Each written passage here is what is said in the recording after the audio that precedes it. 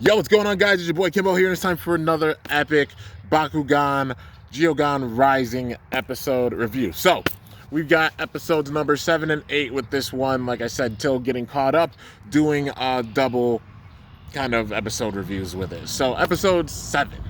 So the episode starts off with the awesome brawlers. Leah's trying to make like a new kind of type of video, getting a Bakugan battle from a dog's point of view. So obviously having like a GoPro kind of set up to lightning and such.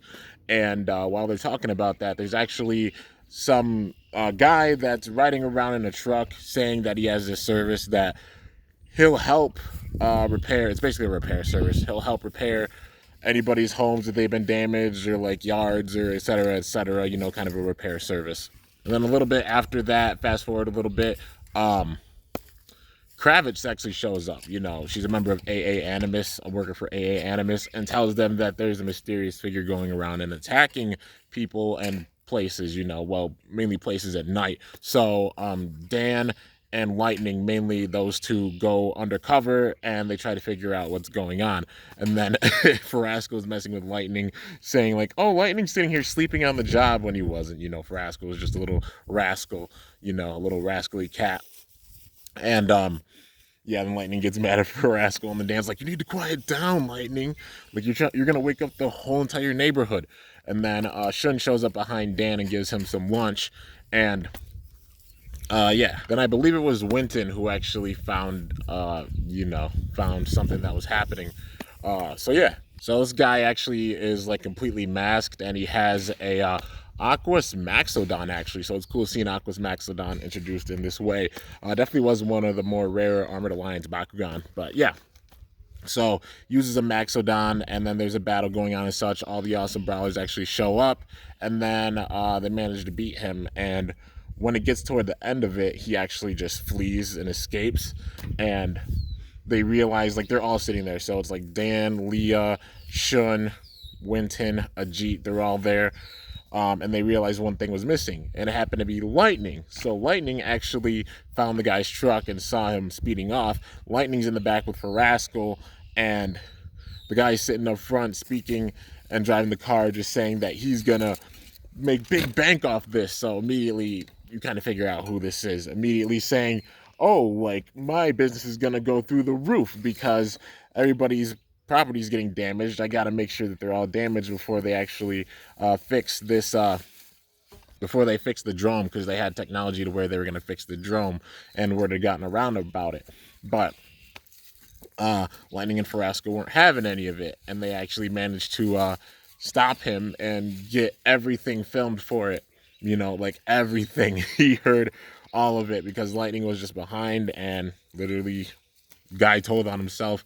And then after these battles and such, he actually gets arrested, and then Kravitz gives Lightning a big reward. And Farasco's like, I helped too. Why is it just bones? And then Farasco in small ball form takes a bone and just whips it at Lightning. It was pretty hilarious. But yeah, so that's how the first part of episode 7 ends. Overall, I definitely liked the fun vibes with it and such, and just kind of like the mystery type of detective feels with it. That was really, really cool. And yeah, dude, then getting into the next episode, well, the second part of episode 7. So Winton's sitting there trying to fix, well, no, that's actually a little bit later. Getting into it, they actually have technology to where they have a new drone. So it's kind of Kazami Enterprises doing. They have their own new drone that they could set up and have battles with, but they needed to test it to see if it was actually effective. So it was actually, I think it was Sharktar. Yeah, it was Shun and Sharktar versus Dan and Drago, and they tested it out by having some big time battles in this drone. So they weren't able to punch through it or anything, and Drago actually went down with it. He's like, hit me. And Dan's like, if something happens to you, you know, I'll just chase after you and go wherever you go. But Drago does go down, and at first Dan's like, no, like freaking out, but then Drago just opens like, what's up, Dan? Like, you know, just like everything's fine. So it works, which is great to see. And after that, brawling and battling becomes like big again. You know, a lot of people are getting their hands on, you know, the tech to do so. And yeah, man, But then when the drone gets fixed, a mysterious Bakugan starts showing up into a bunch of people's battles and ruining it. It's actually a golden Bakugan, and then he's asking for like Dragonoid, I forgot what it was, like Dragonoid Pyrage or something like that. But yeah, he's going around looking for a bunch of different battles, and then sure enough, Dan starts up the drone because all this going on and such. At first, he didn't mind it, but then after time, they just started up the drone, and then Dan's sitting there just taunting, thinking he's not going to show up. He's like, "Oh, he's not going to show up. Oh, all big and bad, all this crazy talk and such," and then he actually happens to show up, and this is where we get the debut of Spartillion. That is the name of this Bakugan. We've seen some artwork for him, on the papers and such with some Bakugan. But Spartillion debuting with this, and he's an Aurelus Bakugan, so Aurelus Spartillion. And he says he was sent by the Great Council, to do this battle. And at first they don't understand the Great Council. At least like when I thought of it, I'm like, Great Council? Do they mean like Goreen, Trino, Pyravian, Tico, all of them? Like that Great Council? They were sent by, because it would make sense because, he used a mobile gate. They'll use the gate to travel, and a lot of Aurelus Bakugan do so, and use the gate to actually travel. So I just thought it would definitely make sense for that. But anyways, they're in the middle of this really intense battle, and Spartillion actually starts to overpower Drago. And there's some really, really big hits that happen, and I think in the middle of it, Spartillion's power actually managed to damage it. It damaged this drone. And after that, Drago does go down at the end of this battle, but when he goes down, he actually starts to vanish. So the worst case scenario for Drago, being one of the Bakugan that can vanish if they lose, with this, with this drone being messed up, him losing, he actually starts to vanish, and then Dan runs after him and grabs Drago, and then he sinks away as well. And then they're just like, Dan, he's gone. And that's where it cuts off for episode 7, man. So, yeah, normally 7, good luck number, but in this case, not really, because the worst case scenario with Dan and Drago has happened with this episode, dude. And overall, I did like the build for it. Like, they bring in, like, Spartillion and such with it. All the focus on just improving the drone and such.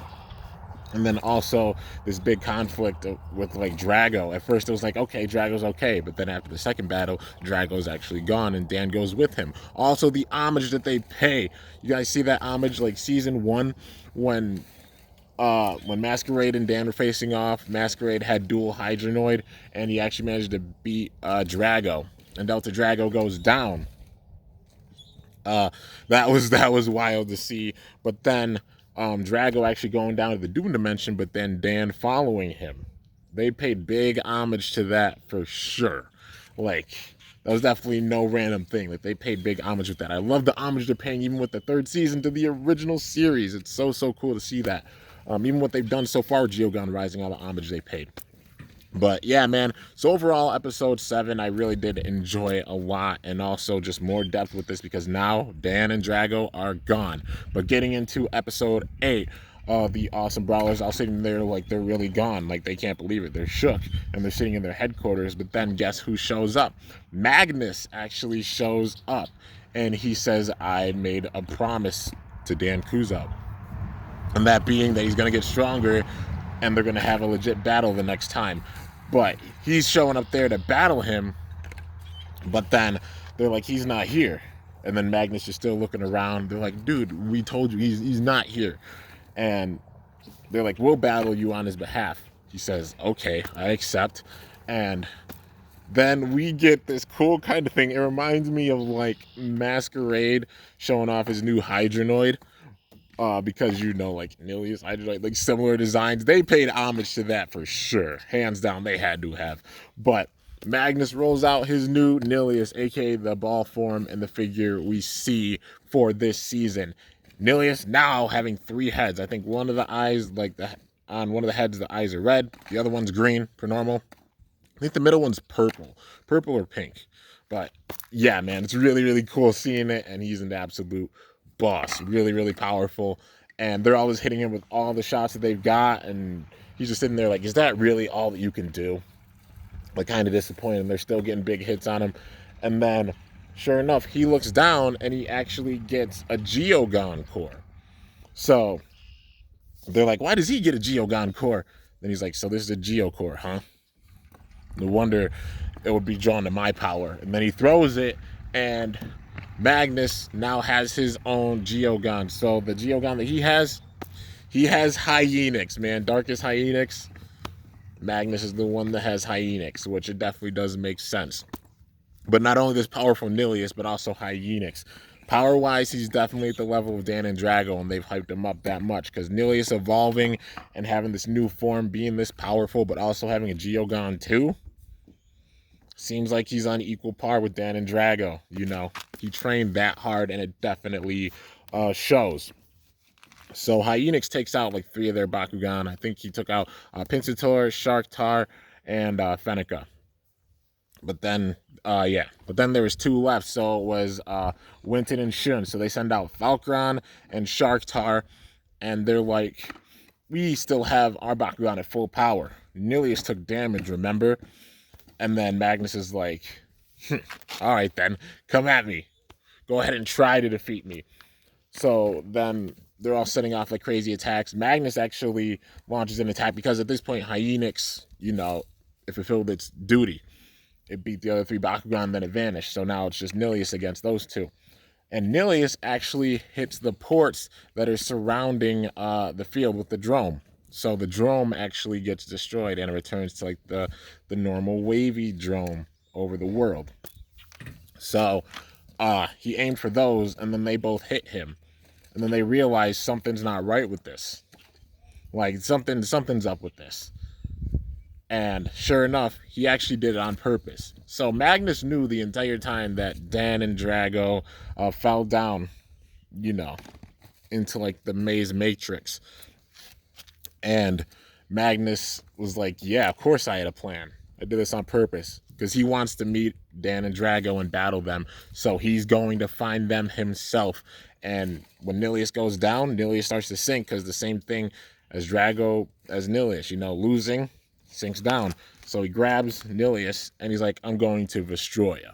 So it always seemed that way, you know, like it's a maze matrix, you know.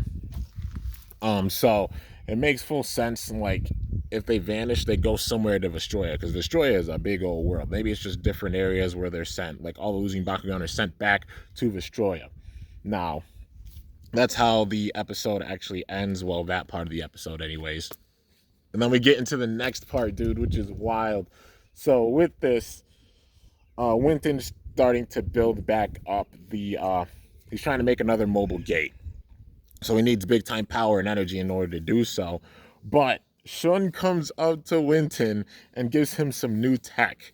He gives him a gauntlet and also this new gate card system, man. They brought back the gate card system and also the gauntlets, like gauntlet power fight from season 2, and then also the gate card set, you know, from season 1 and 2. Just so awesome, like of the original era. Love that they did that, the way that they brought them back in like this. Not only bringing them back with the actual game itself, but bringing them into the show and implementing them in the show. So happy to see it. So the gate card system, basically, it's like they have a built-in drone. So when they set the gate card down, it makes a giant drone, you know.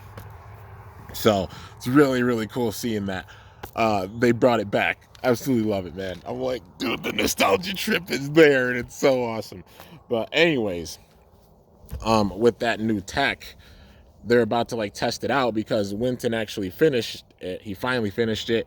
And while he was working on it, actually late at night, him and Falkron had a little bit of a spat, because he's sitting there like, don't bug me, I'm getting this done. And then Falkron's like, oh, I see. All right, fine then. And goes off by himself. But before that, Winton talks about like, I'm helping Dan because Dan's my friend. And then Falkron's like, friend? Never heard of that term. I don't need that. You know. And then they get into a little spat, and then that's when Falkron goes off.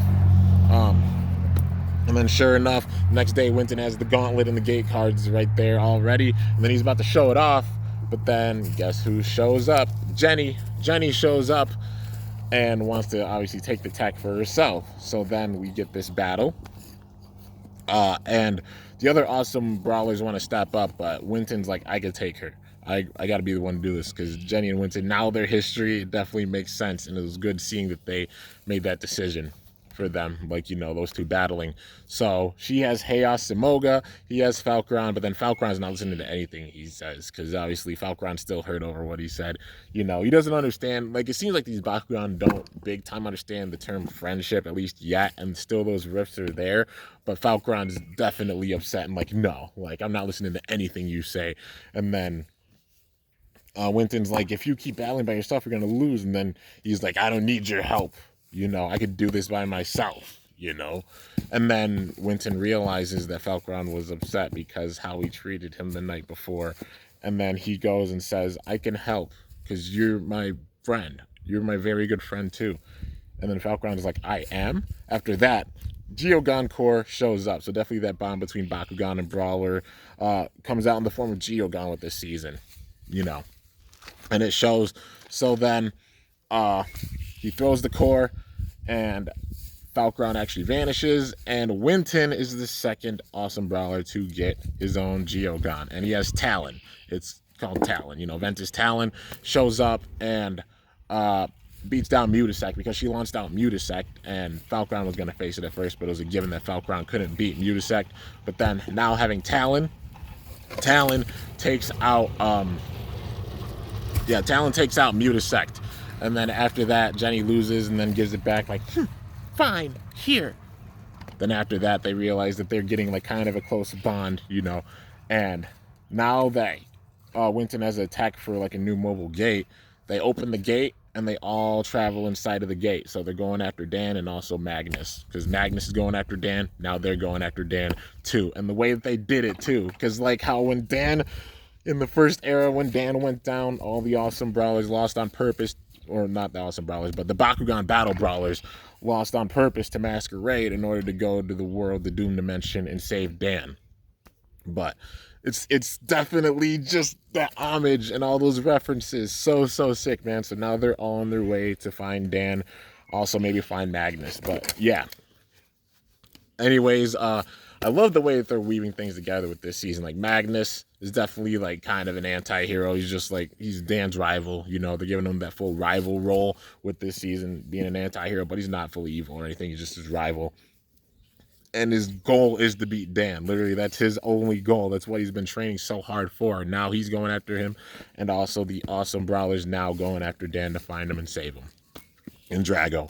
But yeah, man, overall, I loved all the homage they paid. Even with like episode 8, like they were eating it up, all right, with all the homage that they were paying, man, to the first era of Bakugan. It was so cool seeing all the references and the homage, and also them bringing in the gate cards, you know, like how we have the gate cards in real life. And plus the designs of the gate cards are the exact same as they are in real life. They switched up for the first era. Like, we had different gate cards in real life than the ones that they showed in the show, at least in like the US. But now they're the same exact gate cards that we can get with Bakugan and such, you know, with the figures on shelves. But yeah, man, overall, these 2 episodes were really awesome. I really enjoyed them, and I love the development. So yeah, man, I can't wait to see what path they're gonna go down with this. But there's definitely something behind the phenomena that's going on with you know, not only the drone, but also just Bakugan vanishing after battles. And I actually don't believe it's Gregorius Reed right now. He's just gonna probably figure out what it is and then use it to his advantage. You know, that's what I definitely think. I don't think he's the one behind it now, but he's going to definitely try to use that power once it's figured out. But they're going to definitely build and develop on that. So, yeah. Anyways, guys, that's going to do it for this epic Bakugan Geogan Rising episode review on episodes number 7 and 8. So hope you guys enjoyed. If you did, be sure to slice that like button down below. Let me know how I did. Let me know your thoughts on the episodes as well. If you're new to my channel, definitely be sure to subscribe for some epic content, because I upload daily. And if you haven't already, be sure to ring that bell by my channel name to be notified whenever I upload a video. Also, I think I'm pretty caught up with the episodes now. I think there might be like 1 or 2 that I'm missing, but if you guys want to see some live reactions to them once they come out, because now being caught up, definitely let me know in the comments, because I'll do it. But yeah, if there's genuine interest in seeing like live reactions to them, I'll definitely do it. But yeah, guys, till next time, it is your boy Kimbo signing off. See you guys later. Thanks so much for watching. Till then, stay awesome and Bakugan Brawl. I'm up out of here.